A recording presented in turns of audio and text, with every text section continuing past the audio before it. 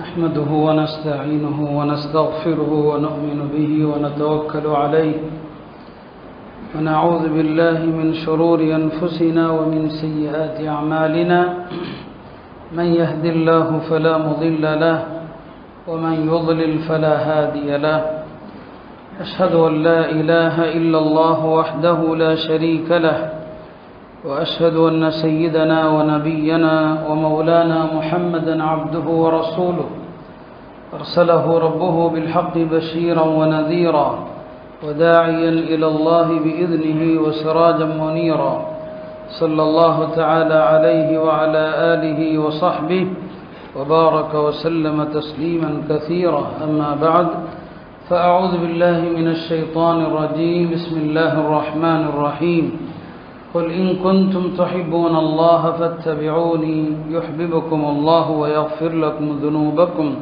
والله غفور رحيم وقال النبي صلى الله عليه وسلم أحبب حبيبك هونا ما عسى أن يكون بغيضك يوما ما وأبغض بغيضك هونا ما عسى أن يكون حبيبك يوما ما أو كما قال صلى الله عليه وسلم.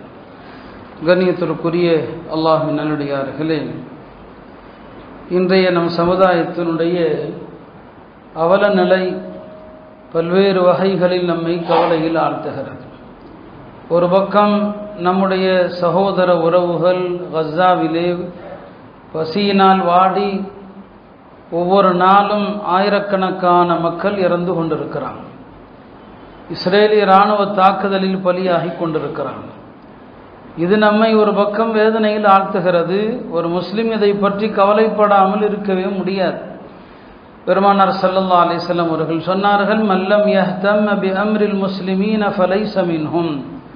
முஸ்லிம்களுக்கு ஏற்படுகிற பிரச்சனைகள் குறித்து கவலை கொள்ளாதவன் முஸ்லிம்களை சார்ந்தவன் அல்ல என்று தபரானியிலே ஒரு ஹதீஸ் பதிவு செய்யப்படுகிறது. பெருமானார் ஸல்லல்லாஹு அலைஹி வஸல்லம் அவர்கள் மக்காவிலே துயரப்பட்ட முஸ்லிம்களுடைய பெயர்களை சொல்லி சொல்லி துவா செஞ்சாங்க. ஃபஜ்ருடைய தொழுகையில் அல்லாஹும்ம அன்ஜில் வலீத் இப்னுல் வலீத், யா அல்லாஹ் வலீத் இப்னு வலீதை காப்பாற்றுவாயாக, ஐயாஷ் இப்னு அபி ரபியாவை காப்பாற்றுவாயாக, அன்ஜில் முஸ்ததஅஃபீன ஃபீ மக்கா, மக்காவில் பலவீனமாக இருக்கிற முஸ்லிம்களை பாதுகாப்பாயாக என்று தனித்தனியாக ஒவ்வொருவருடைய பெயரை சொல்லியும் பொதுவாகவும் துவா செய்வாங்க. எனவே இப்படி இந்த உம்மத்துடைய நிலை ஒரு பக்கம் கவலை அளிக்கும் விதமாக இருக்கிறது. இன்னொரு பக்கம் இந்த உம்மத்தினுடைய இளைய தலைமுறை ஆண்கள், வாலிப பெண்கள், அவர்கள் இன்றைக்கு சொல்லக்கூடாது சில விஷயங்களை பேச வேண்டாம் என்று தவிர்த்தாலுமே கூட, ஆனால் சில நேரங்களிலே சொல்வது ஒரு கடமையாகவும் ஆகிவிடுகிறது.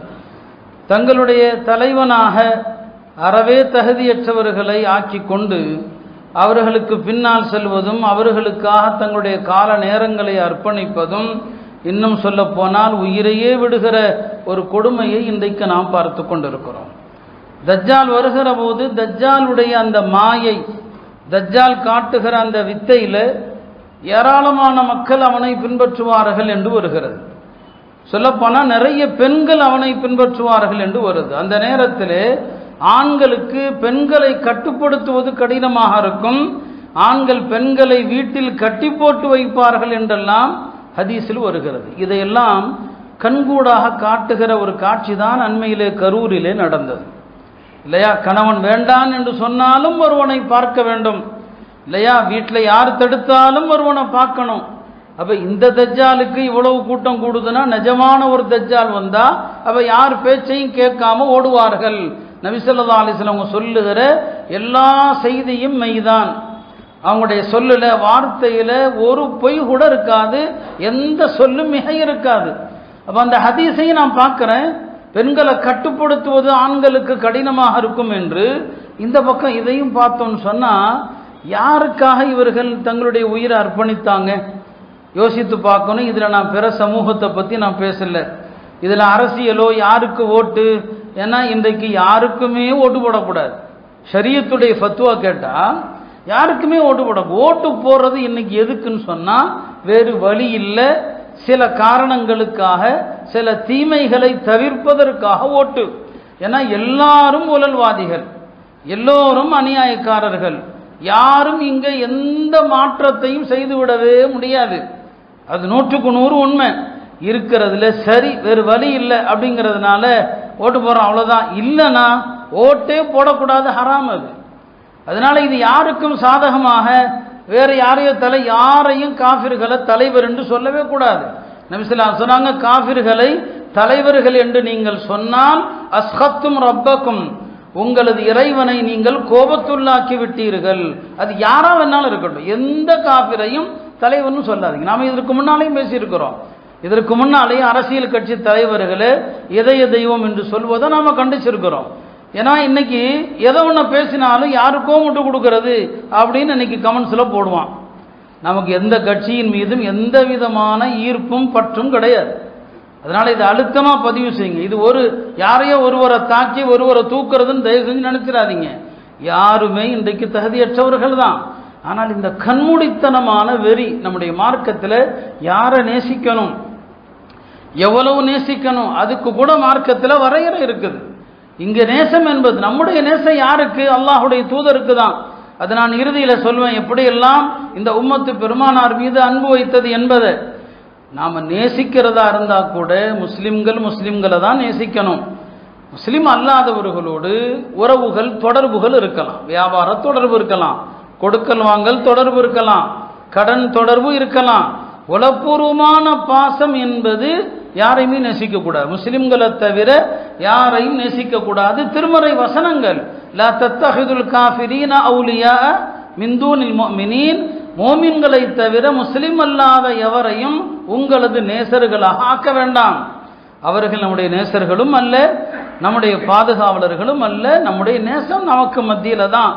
இந்த முஸ்லிம்களில் கூட ஒருவர் மற்றவரை நேசிக்கிறதுக்கு நபி ஸல்லல்லாஹு அலைஹி வஸல்லம் அதுலயும் சொன்னாங்க, யாரையும் ரொம்ப நேசிச்சிராத. அஹ்பிப ஹபீபக ஹவுனம்மா, உன்னுடைய நண்பன் ஒருத்தனை நேசிக்கிறேன்னு சொன்னா அளவோடு நேசித்துக்கள். ஒரு நாள் உனக்கு விரோதியா போயிடுவான், இப்போ வருத்தப்படுவ, இவனையா நான் ஃப்ரெண்டா ஆக்கியிருந்தேன்னு சொல்லி.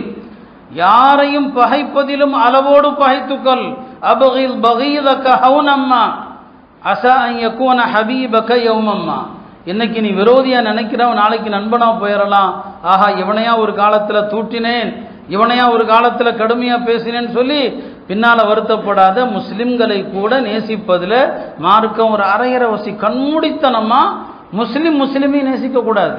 பெருமானார் சொல்லாங்க, ஹுப்புக ஷைஅ யுமி வ யுஸிம், ஒரு பொருளை நீ கண்மூடித்தனமாக நேசித்தால் அது உன்னை குருடாக்கிவிடும், உன்னை செவிடாக்கி விடும். இந்த வாலிப தலைமுறை அப்படிதானங்க இருக்குது, தஜ்ஜாலுக்கு பின்னால போற மாதிரி. ஏன்னா இந்த வாலிபர்கள் ஒரு கூண்டுக்குள் அடைபட்ட மிருகங்களை போலதான். சுதந்திர உலகம் இல்லை. அந்த காலத்துல மைதானத்துல விளையாடினார்கள். இன்றைக்கு எல்லாமே ஆன்லைன் கேமாக ஆகிப்போச்சு இல்லையா? எல்லாம் ஒரு கூண்டுக்குள்ள உட்கார்ந்துருக்கிறானே தவிர சொந்தம் பந்தம் நட்பு பழக்கம் எதுவும் இல்லை. அதனால ஒரு காலத்துல வாழ்ந்த மனிதர்கள் எல்லாம் அவர்களிடத்துல உணர்ச்சி வசப்பட மாட்டாங்க. அறிவுபூர்வமாக சிந்தித்து யார் நமக்கான தலைவன், யார் நமக்கு பயன்படக்கூடியவன். இன்றைய வாலிப சமூகம் உணர்ச்சி வசப்படுகிற சமூகம். ஏன்னா எதுவுமே அவர்கள்ட்ட இன்றைக்கு இல்லை. அசைவுகள் கிடையாது. அசைவு வேலை பார்க்கறது கூட இன்னைக்கு அலுவலகம் போக தேவையில்லை, வீட்டில் உட்கார்ந்து வேலை பார்க்கலாம். எல்லாமே அசைவற்ற ஒரு சமூகமாகி விட்டதுனால ஒரு உணர்வற்ற ஒரு சிந்திப்பில்லாத ஒரு சமுதாயமாக இன்னைக்கு மாறிட்டோம். அதனுடைய விளைவு தான் அண்மையில கரூர்ல நடந்ததை நாம பார்த்தோம். அருமையானவர்களே, அடுத்த சமுதாயத்தை பத்தி நான் பேச போறதில்லை, அது அவர்களுடைய தலைவர்கள் அவங்கள பார்த்துக்குவாங்க. முஸ்லிம் சமுதாயத்தை நான் எண்ணி பார்க்கிறேன். நம்ம சமூகத்திலுமா வாலிபர்களும் சில பெண்களும் போய் என்ன செய்யறாங்க, ஒரு நடிகன் வர்றதை பார்க்கறதுக்கு அந்த முகத்தை பார்த்தா உங்க உள்ள இருட்டா போயிடும். அந்த முகத்தை பார்த்தீங்கன்னா உங்க உள்ளத்துல குஃபுரு படிஞ்சு போயிடும். அதை பார்க்கறது என்ன அருளா? அது யாரை பார்ப்பதற்கு நீங்கள் ஆசைப்படணும், யாரை பார்க்க வேண்டும் என்று நீங்க துடிக்கணும். ஆனா இன்னைக்கு யாருக்காக போய் துடிக்கிறீங்க? கரெக்டா மீடியாக்கள் முஸ்லிம் பெண்களை தான் பேட்டி எடுக்கிறான். நீங்க புர்காவை போட்டுட்டு இந்த சமுதாயத்தை இழிவுபடுத்துறதை விட தயவு செய்து புர்கா அணியாமலே அந்த கூட்டத்துக்கு போங்க. புர்கா போட்டு இந்த சமுதாயத்தை கேவலப்படுத்த வேண்டாம், அல்லாஹுடைய இந்த தீனை கேவலப்படுத்த வேண்டாம். பெருமானார் ஸல்லல்லாஹு அலைஹி வஸல்லம் அவர்களுக்கு இந்த உம்மத்துடைய எல்லா செயல்களும் காட்டப்படும். நீங்கள் காட்டப்பட்டால் அல்லாஹ்வுடைய தூதர் உங்களை சபிக்க மாட்டாங்களா? நமது ஊருடைய வாலிபர்களும் இந்த நடிகனுக்காக என்ன வைக்கிறாங்க, பேனர்கள் வைக்கிறாங்க. யோசிச்சு பாருங்க, என்ன நீங்கள் இந்த நபரிடத்துல எதை நீங்கள் கண்டீர்கள்? எந்த அடிப்படையில் அவனுக்காக நீங்க இந்த அளவுக்கு தியாகங்களும் அர்ப்பணங்களும் செய்கிற அளவுக்கு எதை நீங்க பார்த்தீங்க? அருமையானவர்களே, இதெல்லாம் தஜ்ஜால் வருவதற்கான ஒரு குழப்பங்கள். இன்றைக்கு வாலிப பெண்களும் ஆண்களும் வழிகேட்டில் இருக்கிறாங்க. உம்மத்து ஒரு பக்கம் செத்து மடிந்து கொண்டு இருக்கிறது. உலகம் பூரா பல்வேறு பிரச்சனைகள். வட இந்தியாவில் எத்தனை முஸ்லிம்கள் தினசரி வீடு இழக்கிறாங்க. தினமும் புல்டோசர்களை வைத்து பல முஸ்லிம் வீடுகள் இடிக்கப்படுது. அல்லாஹ் பாதுகாக்கணும். இது இங்கே வர்றதுக்கு எவ்வளோ நாளாகும் யோசிச்சு பாருங்க. பலஸ்தீன மக்கள் இன்றைக்கு தங்களுக்கு பிறகு அவங்க கவலைப்படுறது இந்திய மக்களை பற்றி தான், இந்திய முஸ்லீம்களை பற்றி தான். அவங்கள்ட்ட கேட்கப்படுது. அவங்க சொல்கிறாங்க, நாங்கள் எங்கள் நிலைமை இப்படி ஆகி போச்சு, நாங்கள் இந்தியாவை கவலைப்படுறோம். ஏன்னா எங்களுக்கு ஆரம்பத்தில் இந்த புல்டோசர்களால் தான் முதல்ல துன்பம் ஆரம்பிச்சது. எங்களுடைய வீடுகளை இப்படி தான் இடிக்க ஆரம்பித்தாங்க, பல சாக்கு போக்குகளை சொல்லி. இன்னைக்கு இந்தியாவில் அதே மாதிரி நடக்கிறத நாங்கள் பார்க்குறோம். இந்தியா அடுத்த பலஸ்தீனமாக மாறுமோ என்று நாங்கள் கவலைப்படுகிறோம் என்று அந்த மக்கள் சொல்கிறாங்க. எதை சொன்னாலும் நீங்கள் நம்பவே மாட்டீங்க. நீங்கள் இது நான் ஒவ்வொரு பயான்லையும் சொல்லிட்டு தான் இருப்பேன், நீங்கள் நம்ப மாட்டீங்க. இப்படி தான் பயமுறுத்துவாங்கன்னு தான் சொல்வீங்க.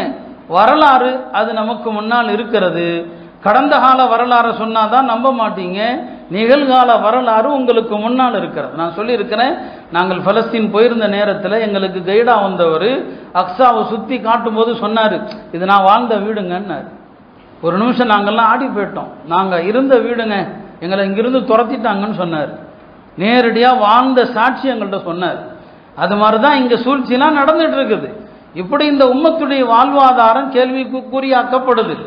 இந்த உம்மத்துடைய இங்கே குடியுரிமை என்னங்க கேள்விக்குறியாக்கப்படுது. இந்த அளவுக்கு இந்த சமுதாயம் உலக அளவில் ஒரு துன்பத்தில் இருக்க, இந்தியாவிலும் ஒரு துன்பத்தில் இருக்கிற நிலையில் ஒரு நடிகனை பார்க்கறதுக்காக இந்த உம்மத்தில் உள்ளவங்க போக முடியுமா? நான் சொன்னேன், இது மற்ற சமுதாயங்களை பற்றி அல்ல, என் சமுதாயத்தை பற்றி தான் எனக்கு கவலையை தவிர மற்றவர்களை பற்றி எனக்கு எந்த அக்கறையும் இல்லை. இல்லை, இந்த சமுதாயத்தில் உள்ள பெண்கள் எப்படி போகிறாங்க, போய் அந்த கூட்டத்தில் ஒரு சில பேர் இறந்தும் இருக்கிறாங்கன்னு சொன்னால் இது எவ்வளோ பெரிய கை செய்தால் அல்லாஹுக்கு முன்னால் அவர்களுடைய நிலை என்ன ஆகும் என்று யோசிச்சு பாருங்க. அருமையானவர்களே, இந்த பெண்களுக்கு அவங்க வீட்டில் கணவன் இல்லையா, தந்தை இல்லையா, சகோதரன் இல்லையா? எப்படி இந்த பெண்கள் அங்கே செல்ல அனுமதிக்கிறாங்க?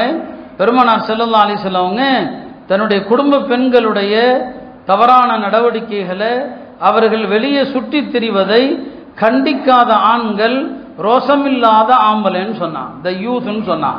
அவன் சொர்க்கம் போக மாட்டான்னு சொன்னான். தெரியல இந்த வீட்டுடைய பெண்கள் எப்படி இவங்க பேட்டி கொடுக்கறத, அந்த வீட்டில் உள்ள யாரோ ஒரு ஆண், அவன் தந்தையா இருக்கணும், கணவனா இருக்கணும், சகோதரனா இருக்கணும், அவ வீட்டில் வந்து அவளை 4 அடி அடிக்க வேண்டாம்? எப்படி இவ்வளவு போனது ஒரு தப்பு, போறது ஒரு ஹராமு? நீ எந்த முகத்தை போய் பார்க்க போற? அந்த முகத்தை பார்த்துட்டு ஒரு பேட்டி வேற, அந்த பேட்டியில சொல்லக்கூடிய வார்த்தைகள் எல்லாம் குஃபுர், எல்லாம் இறைமறுப்பான வார்த்தைகள். எங்க இந்த பெண்களுடைய உள்ளத்தில் ஈமான் இருக்க போகிறது? நபி ஸல்லல்லாஹு அலைஹி வஸல்லம் அவங்க நரகத்தில் அதிகம் பெண்களை பார்த்தேன் என்று சொன்னார்களே, நாம் வாழுகிற காலகட்டத்தில் அது உண்மையா இருக்குது. இந்த கூட்டத்தில் ஒரு பெரும்பகுதி முஸ்லிம் பெண்கள் புர்கா அணிந்து கொண்ட பெண்களாக இருக்கிறாங்க. இதை எப்படி அந்த வீட்டுடைய ஆண்களை அனுமதிக்கிறாங்க? இந்த முசீபத்து நம்ம ஊருக்கு வந்துடக்கூடாதுங்கிறதுக்காக தான் நான் இன்றைக்கு உங்கள்கிட்ட அழுத்தம் திருத்தமாக சொல்கிறேன். இது போன்ற மற்ற கட்சிகளுக்கு மட்டும் நம்ம என்ன அனுமதிக்கவா செய்கிறோம்? மற்ற கட்சிகளுக்கு போகிறதில்லை. இந்த மாதிரியான நடிகர்கள் வருகிற போது ஒரு மாய தோற்றத்தில் இந்த பெண்கள் போகிறத நீங்கள் அனுமதிக்காதீங்க. எல்லாம் பாதுகாக்கணும். அந்த கூட்டத்தில் மௌத்து வந்தால் அந்த மௌத்து எப்படிப்பட்ட மௌத்து யோசிச்சு பாருங்க. ஒரு 2 நாளைக்கு முன்னால் ஒரு சகோதரர் என்னங்க லுஹர் தொழுகைக்காக எகாமத்து சொல்கிறாரு. எகாமத்து சொல்லி அல்லாஹ் அக்பர் தக்பீர் கட்டுற நேரத்தில் மூத்தாயிட்டாரு.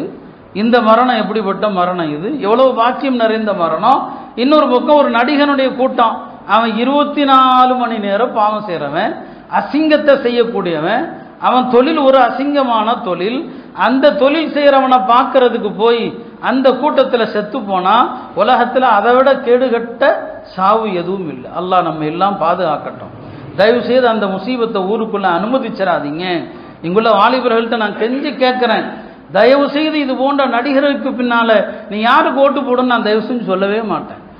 அதை பற்றி என்னுடைய வேலையும் கிடையாது. இந்த மாதிரி நடிகர்களுடைய பைத்தியங்களாக, இந்த நடிகர்களுடைய ரசிகர்களாக ஒருபோதும் தயவு செய்து இருக்காதீர்கள் இளைஞர்களே. பெருமானார் ஸல்லல்லாஹு அலைஹி வஸல்லம் இந்த உம்மத்துடைய இளைய தலைமுறை எவ்வளவு நம்பினாங்க. நபி ஸல்லல்லாஹு அலைஹி சொல்லுவாங்க, நான் என்னுடைய சகோதரர்களை பார்க்க விரும்புகிறேன்னாங்க. சஹாபாக்கள் கேட்டாங்க, யாரை சொல்லுதான், நாங்கள் உங்களுடைய சகோதரர் இல்லையான்னு கேட்டாங்க. நபி ஸல்லல்லாஹு அலைஹி சொன்னாங்க, என்னுடைய சகோதரர்களை பார்க்க விரும்புகிறேன்னு சொல்லி. நாங்கள் உங்களுடைய சகோதரர் இல்லையான்னு கேட்டாங்க. இல்லை, என்னுடைய சகோதரர்கள் பின்னால் வரவிருக்கிற ஒரு சமுதாயம், அவர்கள் என்னை பார்ப்பதற்காக தங்களுடைய குடும்பம், செல்வம் எல்லாவற்றையும் அர்ப்பணித்தாவது என்னை பார்க்கணும்னு ஆசைப்படுவாங்களே, அவங்க தான் என்னுடைய சமூகம் சொன்னாங்க. அத்தகைய சமூகத்தில் வந்திருக்கிற நாமோ பெருமானார் மீது நம்முடைய எல்லா அன்பையும் நம்ம அவங்களுக்காக எல்லாவற்றையும் அர்ப்பணிக்கலாம். ஆனால் இதை போய் நீங்கள் யாருக்காக அர்ப்பணிக்கிறீங்க? எத்தனை மணி நேரம் காத்து கடந்து சாப்பிடாம திங்காம என்ன கிடைத்து விட போகிறது? அருமையானவர்களே, அந்த சமூகம் தான் ஒரு அறிவற்ற சமூகம். அந்த சமூகத்திற்கு வேத வழிகாட்டுதல் கிடையாது. அந்த சமூகத்திற்கு திருநபியினுடைய வழிகாட்டுதல் கிடையாது. நம்மிடத்தில் அழகான ஒரு வேதம் உண்டு, ரசூல் ஸல்லல்லாஹு அலைஹி வஸல்லம் வழிகாட்டுதல் உண்டு. இந்த வழிகாட்டுதலை பெற்ற ஒரு சமூகம் தொப்பி அணிந்து அந்த போட்டோவையும் போட்டு ஒரு நடிகனை தலைவராக நீங்க போடுறீங்களே, உங்களுடைய குடும்பத்தினர், உங்களுடைய வீட்டில் உள்ள முதியவர்கள், பெற்றோர்கள் உங்களை கண்டிக்க மாட்டாங்களா என்ன? இது ஒரு சமூக பொறுப்பு. இதற்காக சமுதாயத்தில் உள்ள எல்லாருமே கவலைப்படணும். இதுமா நான் சொல்றது இல்லை, இது ஓட்டுக்கான பேச்சே கிடையாது. இது தேர்தல் பிரச்சாரம் யாருக்குங்கிறது கிடையாது. அது நமக்கு தேவையும் இல்லை. யாரையும் தலைவர் என்று சொல்லாது. இந்த நடிகரை மட்டும் நான் சொல்லல, யாரையுமே நம்முடைய தலைவர் என்று சொல்லாதீங்க. அல்லாஹ்வுடைய தூதர் மட்டும்தான் நமக்கான ஒரே தலைவர், அவங்க தான். அவர்களை நேசிப்பதான் நம்முடைய கடமை இல்லையா? ஸைது இப்னு ஹாரிஸாங்கிற ஒரு அழகா ஒரு சஹாபியுடைய சம்பவம். ஸைது இப்னு ஹாரிஸா யாரு? பெருமானாருடைய மகன் அப்படின்னு மக்கா சொல்லும். ரசூல் ஸல்லல்லாஹு அலைஹி வஸல்லமுடைய மகன் என்று சொல்லும், மகன் கிடையாது. அந்த ஸைது இப்னு ஹாரிஸாவுடைய சம்பவத்தையும் அவர் நபி ஸல்லல்லாஹு அலைஹி வஸல்லம் அவர்கள் மீது கொண்டிருந்த அன்பை யோசிச்சு பாருங்க. ஸைது இப்னு ஹாரிஸா யமன் நாட்டை சார்ந்தவர். ஒரு நாள் அவங்க தாயாரோடு அவங்க சின்ன பையனா இருக்கும்போது வெளியில போயிட்டு இருக்கிறாங்க. ஒரு திருடர் கூட்டம் அந்த அம்மாட்ட இருந்து அந்த பையனை கடத்தி மக்காவுடைய அடிமை சந்தையில வித்தர்றாங்க. அப்படி விற்கப்பட்ட அந்த ஸைது இப்னு ஹாரிஸாவை அன்னை ஹதீஜா ரலியல்லாஹு அன்ஹாவுடைய சகோதரி மகன் அவர் அந்த பையனை வாங்கி என்ன செய்யறாங்க, ஹதீஜாட்ட இந்த பையன் அடிமை சந்தையில் விற்கப்பட்டா நீங்க வச்சுக்குங்க. அந்த காலத்தில் அப்படி நடக்கும். நிஜமான சுதந்திர மனிதர்களை கூட வித்துருவாங்க. அப்படி ஸைது இப்னு ஹாரிஸா ஹதீஜா ரலியல்லாஹு அன்ஹா அவங்கள்ட்ட சேர்ந்தாங்க. பெருமானார் ஸல்லல்லாஹு அலைஹி வஸல்லம் அவர்களுக்கும் அன்னை ஹதீஜாவுக்கும் மனமான நேரத்தில் ஹதீஜா அவர்கள் ஸைது இப்னு ஹாரிஸாவை பெருமானாருக்கு அன்பளிப்பு செஞ்சாங்க. இந்த அடிமையை நீங்க வச்சுக்குங்கன்னு சொல்லி நபி ஸல்லல்லாஹு அலைஹி வஸல்லம் அவங்களுக்கும் அவருக்கும் ரொம்ப நெருக்கம், பிரியம்.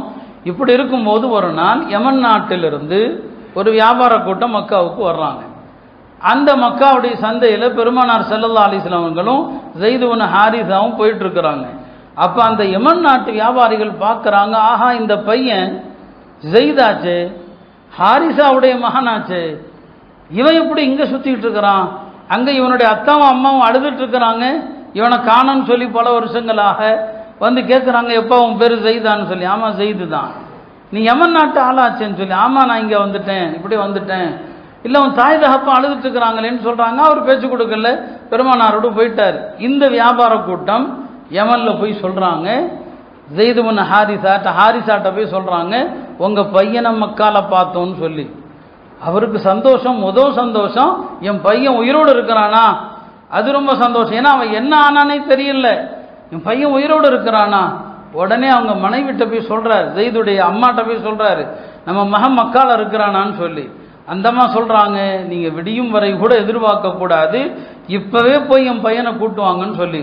அவர் தன்னுடைய சகோதரர், தன்னுடைய ஒரு சகோதரரையும் தன்னுடைய மகன், அதாவது ஸைத் அவர்களுடைய சச்சா, ஸைத் அவர்களுடைய தந்தை, ஸைதுடைய சகோதரர் ஜபலா, இந்த 3 பேரும் யமன்ல இருந்து மக்கால வர்றாங்க.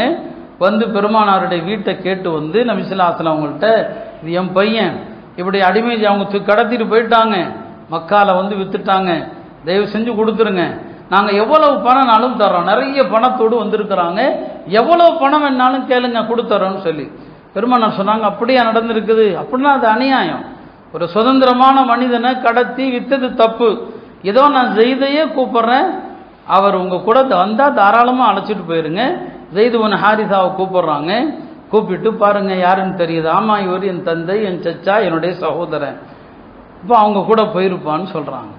இல்லை நான் அவங்க கூட போக மாட்டேன்னு சொல்லி வந்திருக்கிறவங்க, எப்பா நாங்கள் உன்னை அழைச்சிட்டு போக வந்திருக்கிறோம், நம்ம குடும்பம் எவ்வளோ பெரிய குடும்பம், நீ ஒரு அடிமையாக ஒரு ஆள் கூட இருக்கிறேன்னு சொல்றியப்பா, எங்கள் கூட வந்துருன்னு சொல்லி நபி ஸல்லல்லாஹு அலைஹி சொல்கிறாங்க, இவங்க உன்னுடைய தந்தை இல்லையா, அவங்க கூட போயிருப்பானின்னு சொல்கிறாங்க. ஜெய்து சொன்னார், வல்லாஹி லா அஃப்தாரு அலைக்க அஹதன் அபதா, யா ரசூலல்லாஹ், எக்காலமும் உங்களை விட நான் யாரையும் தேர்வு செய்ய மாட்டேன்னு சொல்கிறேன்.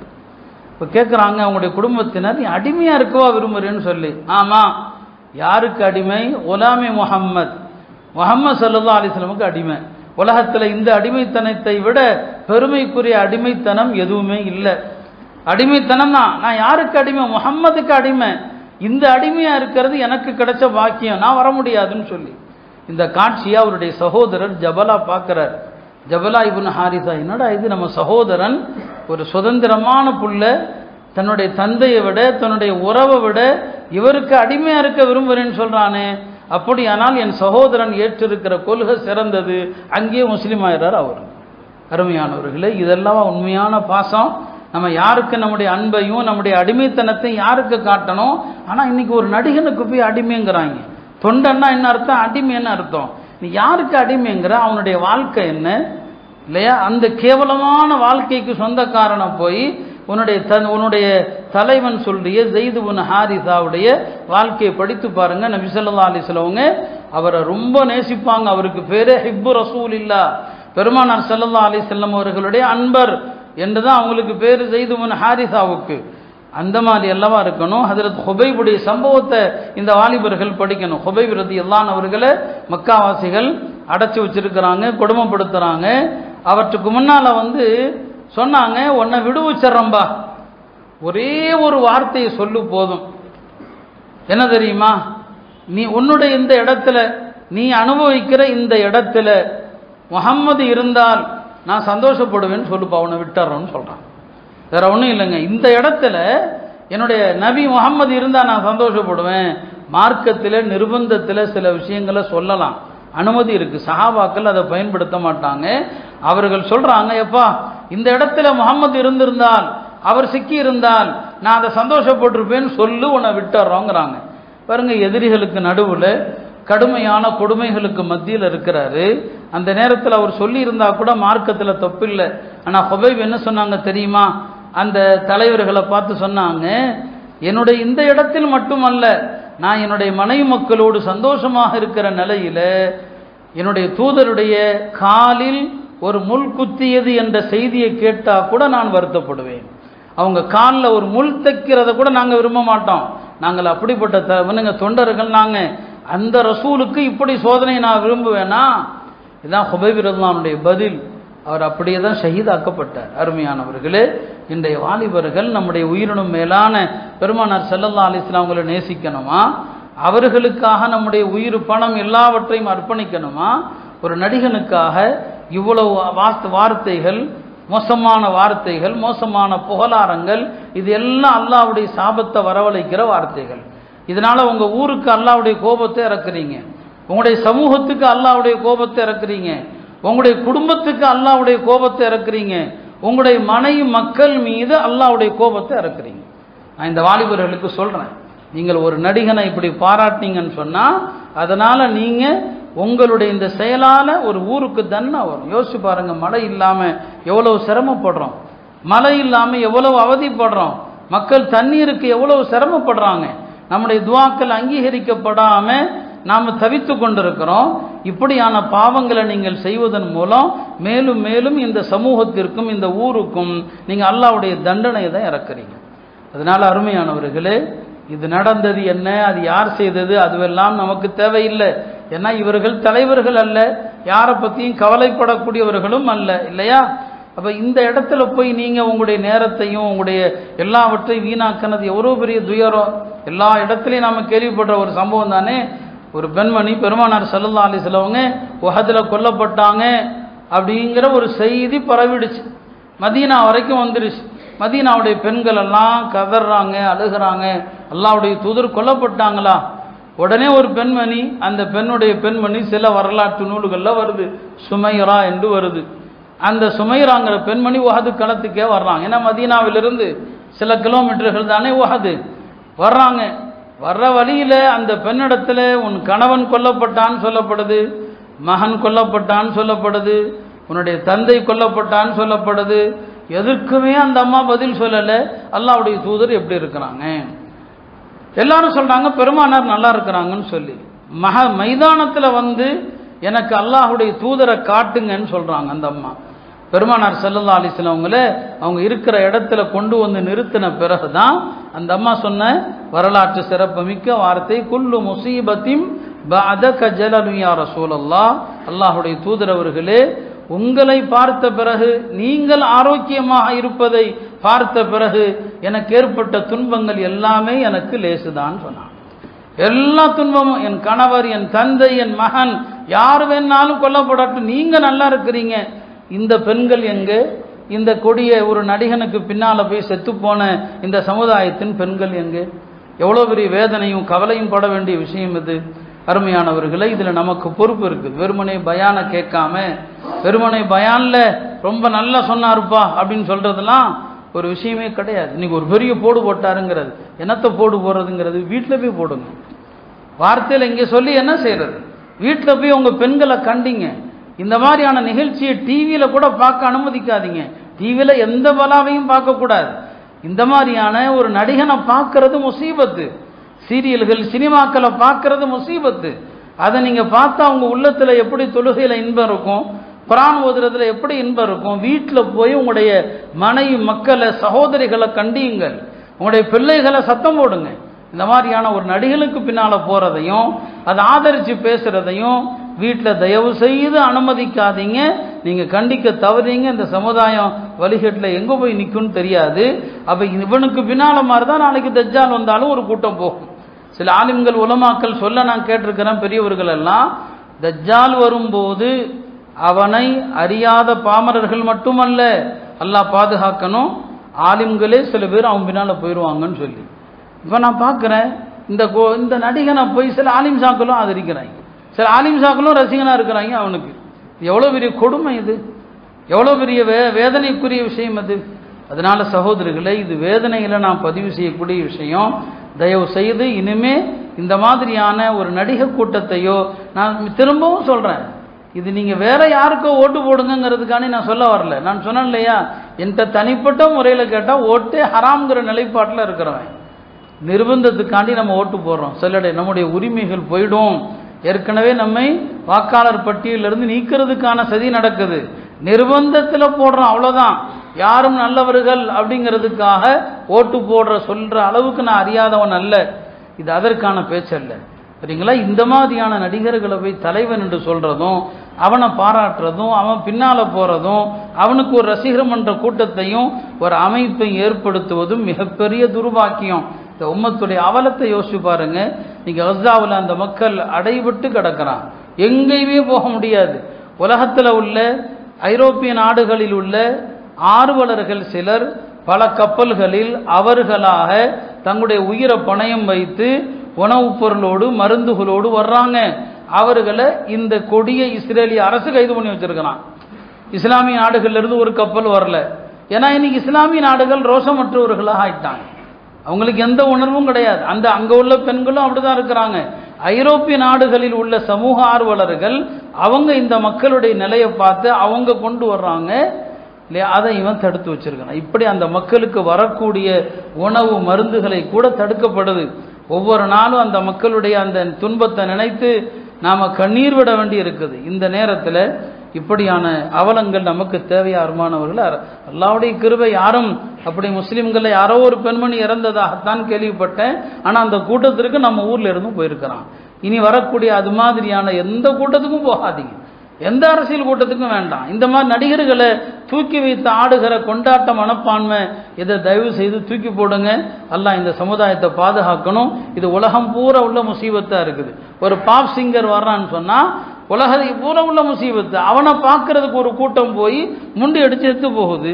சமீபத்தில் பெங்களூரில் பார்த்துருப்பீங்க, ஒரு டீம் வெற்றி பெற்ற டீமு, அந்த டீமுக்கு பாராட்டு விழா வைக்கிறாங்க ஒரு ஸ்டேடியத்தில். அந்த ஸ்டேடியத்தில் பார்க்க வந்த கூட்டம், அதில் சில பேர் செத்து போயிட்டாங்க. இவர்களை எப்படி பார்க்குறாங்க? இந்த விளையாட்டு வீரர்களையும் இந்த நடிகர்களையும் இந்த பாடல்களையும் இந்த சமூகம் எப்படி பார்க்குது? ஆச்சரியமாக இருக்குது. அவன் என்ன, அவனால் உங்களுக்கு என்ன? அவன் கோடி கோடியாக சம்பாதிக்கிறான். அந்த கோடியினால் உங்களுக்கு எந்த சல்லி காசும் பிரயோஜனம் இல்லை. அவனை போய் பார்க்கறதுக்காக மொண்டி எடுத்து உயிரை விட்டு, பாருங்க, ஒரு விளையாட்டாக பார்க்க தெரியல. விளையாட்டு வீரர்களை ஏதோ பெரிய வானத்திலிருந்து குதித்தவர்களை போன்று பார்க்கறது, நடிகர்களை இப்படி தலைக்கு மேலே தூக்கி வச்சு ஆடுறது இல்லையா? கரூரில் இறந்து போனவர்கள் குடும்பத்திலே பாருங்க, அந்த செத்து போனதுக்கு காரணமே அவன்தான். ஏன்னா இவ்வளோ பெரிய கூட்டத்தை போலீஸால் எப்படி கட்டுப்படுத்துவான்? அவங்களுக்கும் உயிர் மீது பயம் இருக்குமா இல்லையா? இந்த கூட்டத்தில் நசுங்கி செத்து போகணும்னு அவங்களுக்கு என்ன இருக்குது? ஒரு அளவுக்கு தான் அவங்களும் முடியும். அப்போ இது அந்த தலைமையினுடைய தவறு தான். அந்த தலைமையை ஆதரித்து பேசுகிற அளவுக்கு ஒரு குருட்டுத்தனம். இதைத்தான் என்னுடைய தூதர் சொன்னாங்க, ஹுப்புக ஷை யுமி வ யுசிம். ஒன்றை கண்மூடித்தனமாக நீ நேசித்தால் உன்னை குருடாக்கி விடும், செவிடாக்கி விடும் சொன்னாங்க இல்லையா? இன்னைக்கு அப்படிப்பட்ட செவிடர்களையும் குருடர்களையும் தான் இந்த நடிகர்கள் உருவாக்கி வச்சிருக்கிறாங்க. அந்த குருட்டு கூட்டத்தில் என் சமுதாயம் சேர்ந்து விட வேண்டாம். இந்த சமூகத்திலுள்ள வாலிபர்கள் சேர்ந்து விட வேண்டாம். தயவு செய்து இது போன்ற கூட்டங்களுக்கு செல்லவும் வேண்டாம், அங்கே போய் பேட்டி கொடுக்க வேண்டாம். இந்த சமுதாயத்து பெண்களை தாழ்மையோடு கேட்டுக்கொள்கிறேன். எல்லாம் அல்ல அல்லாஹ் இந்த இளைய சமுதாயத்தை வழிகேட்டிலிருந்து அல்லாஹ் பாதுகாப்பானாக. இந்த நடிகர்களுக்கு பின்னால் செல்கிற கலாச்சார சீரழிவிலிருந்து அல்லாஹ் இந்த சமுதாயத்தை பாதுகாப்பானாக. கஸாவுடைய முஸ்லிம்களுக்கு விரைவில் அல்லாஹ் தஆலா தீர்வை தருவானாக, விடியலை தருவானாக. வஆஃபிரு தஅவானா அல்ஹம்துலில்லாஹி ரப்பில் ஆலமீன்.